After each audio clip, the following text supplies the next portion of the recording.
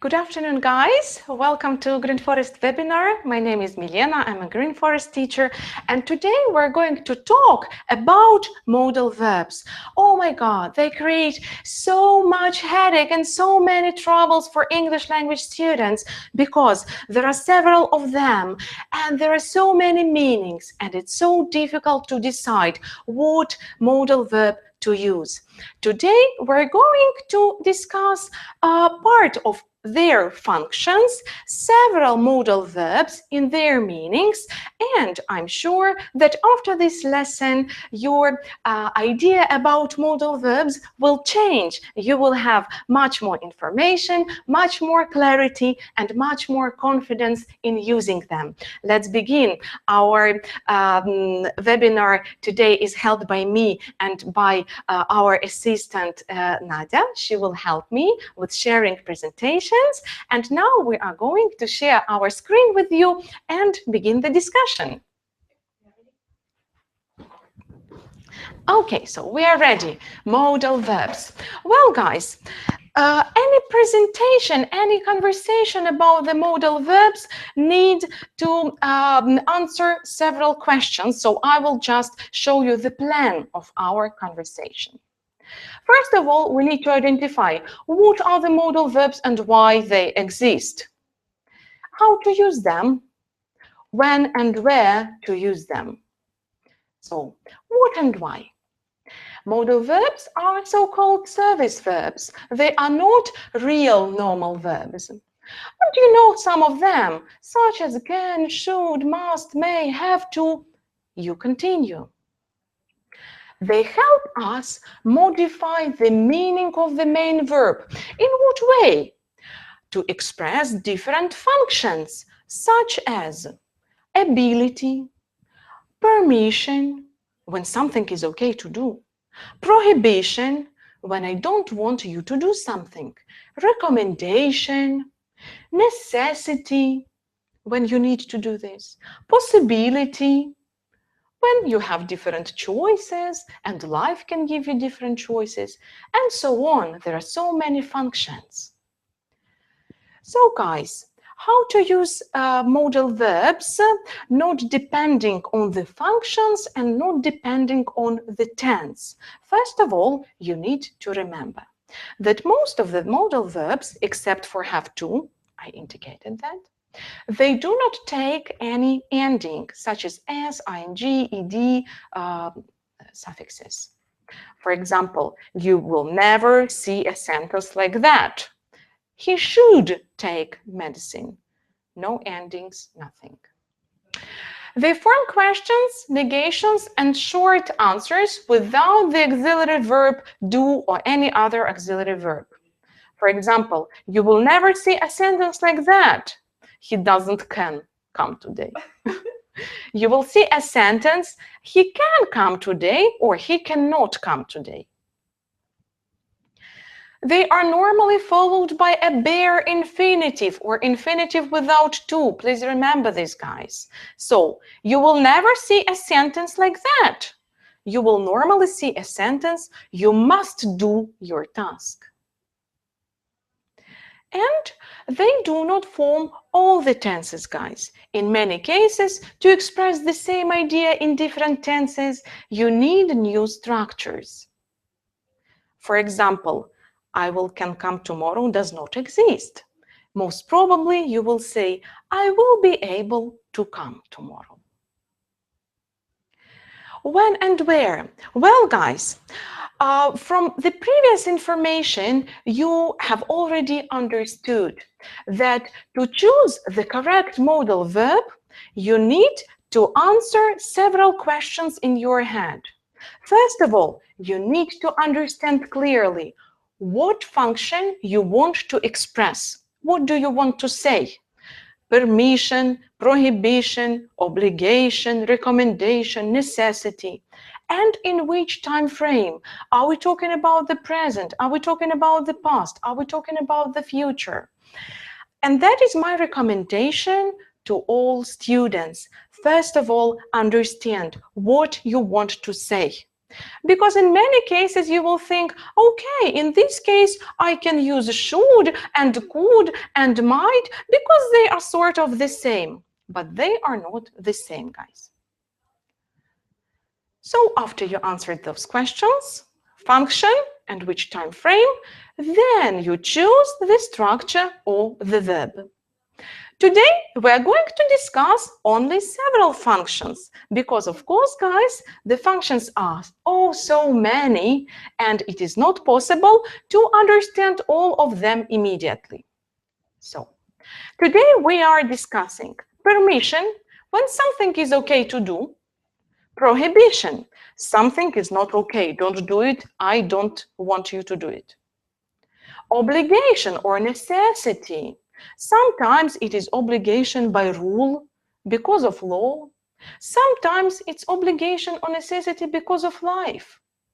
Life is hard and you need to do something. Sometimes you don't have any obligation or any necessity, which means, of course, you can do this, but you have a choice. And that is very important to remember, guys. Then we will discuss recommendation, which means it's a good idea to do that, or no recommendation. It's a bad idea. I don't think it's a good idea to do that. Okay, so again, permission, prohibition, obligation, or no obligation, recommendation or no recommendation. And we will stick to the present time frame. We are discussing now. We are discussing the present time. So when we want to express permission, something is okay to do, guys. A very familiar structure for you, the verb can. Or another structure, to be allowed to. Why do you need those structures? As I told before, to form, to express a function in different tenses. Sometimes a modal verb itself does not work. You will need some other structure. And to be allowed to is the structure which can help you do that. For example, you can park here. Prohibition. Obviously, it's not okay to do that. And of course, the first choice, you can't. You can't park here, you can't smoke here. But also, guys, prohibition can be expressed by a modal verb must not, mustn't. Of course, our universal structure to be not allowed to is also used. For example, you cannot or must not smoke here. Again, guys, I want to specify, I want to outline. First, you need to remember the function, prohibition, and then associate to this function modal structures that are used to express it. Obligation. Obligation, guys, can be expressed, of course, by the modal verb must. Normally, this is the type of obligation that comes from a speaker. A speaker thinks it is important or necessary. Look at this. I must learn grammar. Maybe it's not because my teacher told me so, but because I think it is very important for me personally. I will not be able to live maybe without grammar. Also, guys, must can express an obligation in form of a written rule. In many cases, for example, in public places, written rule. You must keep silence in the library. Obligation, guys, can also be expressed by a modal verb have to. In many cases, must and have to can be interchangeable, and you will find this information in many books. You will also read some information that must is stronger than everybody else. I wanted to tell you that there is no relationship of so-called stronglyhood between modal verbs. Again, I repeat, first of all, decide on the function, what you want to say, and then choose the exact structure that can help you express what you want. Have to is also an obligation, but it's an obligation that comes from another person or authority, or even from life conditions. For example, I have to wear a uniform.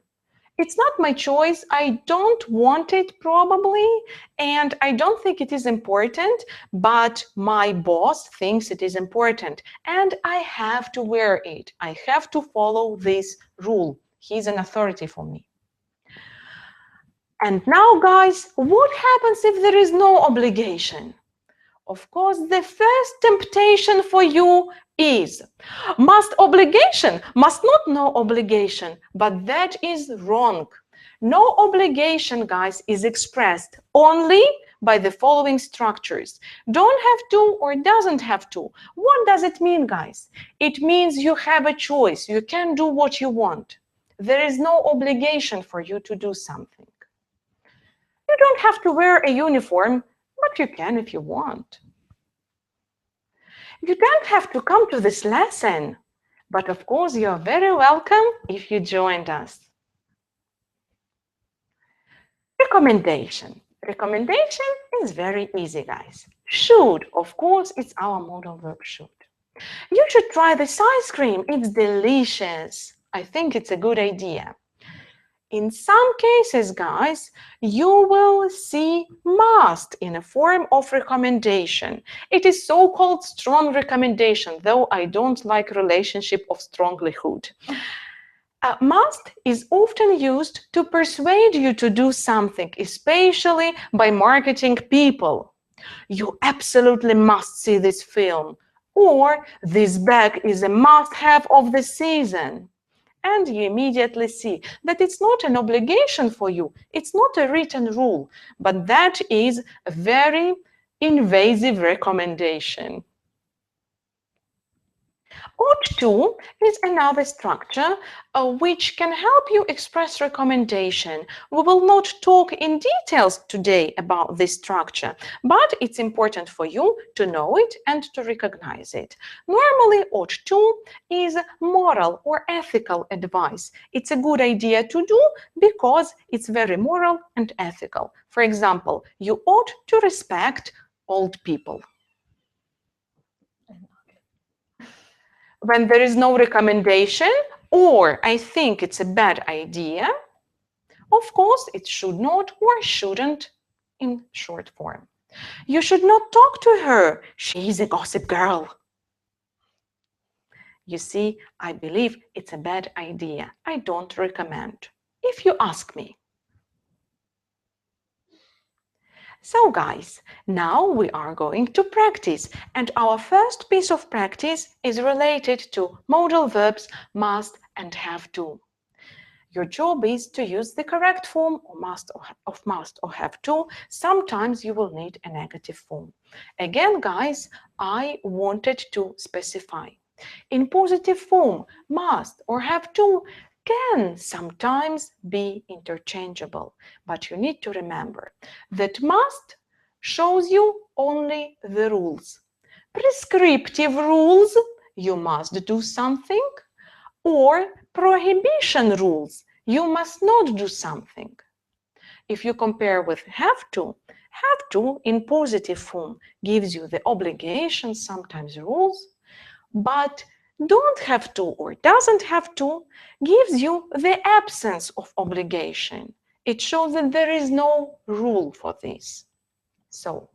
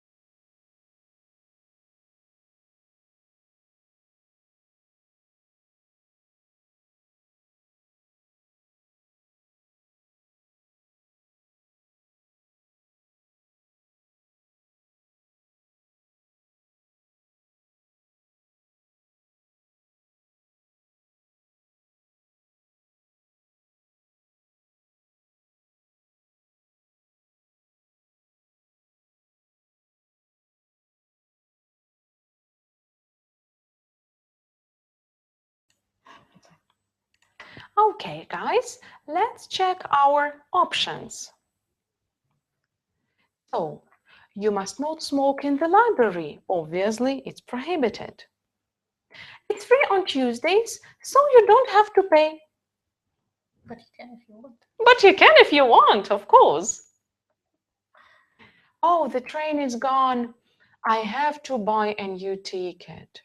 You see, we choose have to because it is necessary, and the necessity comes from life, from conditions. It's not really my choice, it's just obligation, external obligation, so called. Danger. You must not walk on the railway line. It's a notice and a written rule. Attention, you must switch off your phones. Again, here we deal with a public notice.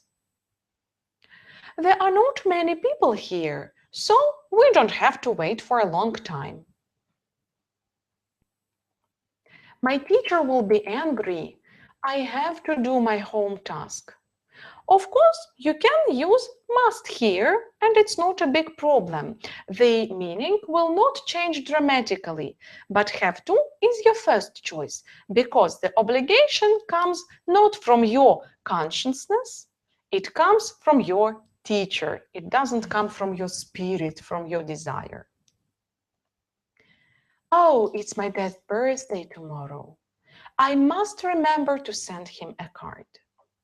Here, guys, of course, in some cases you can choose have to. It's not a big problem, but your first choice is must because it's your internal decision. You are the speaker and you believe it is important for you as a speaker. So the obligation comes from you. Internal obligation, must. Let's move on, guys. Now we're going to rewrite the sentences, replacing the words in bold with another structure.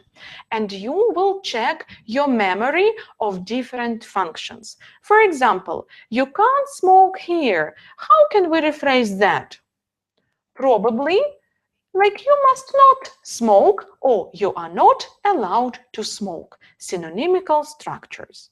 Let's move on.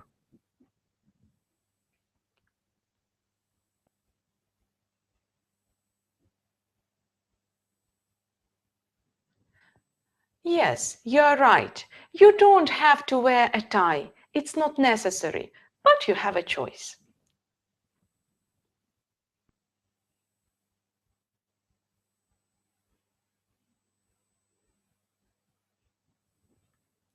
Absolutely. Should I visit him today? Of course, you want to know my friendly advice, whether it is a good idea to know or no. Should I visit him today?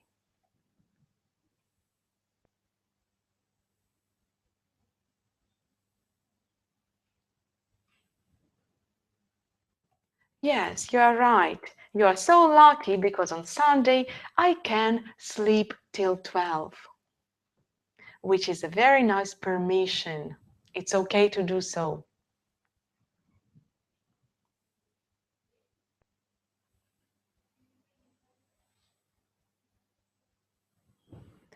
And yes, I truly believe you shouldn't smoke. It's such a bad idea. I don't recommend.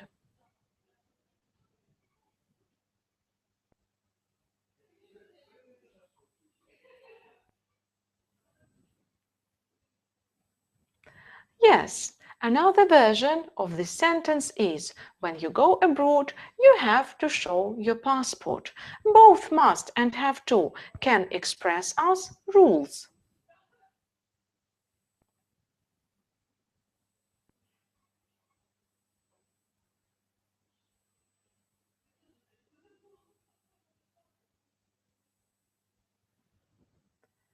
And yes, I must wake up early tomorrow and do my exercise. It's my personal decision. The importance and obligation comes from the speaker, from me.